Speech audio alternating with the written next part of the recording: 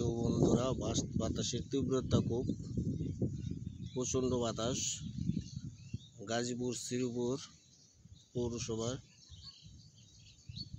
9 নং ওয়ার্ডে প্রচণ্ড বাতাস।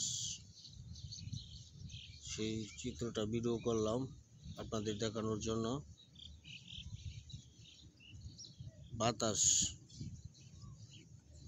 বাতাসের বেগ কীরকম, বাতাস কীরকম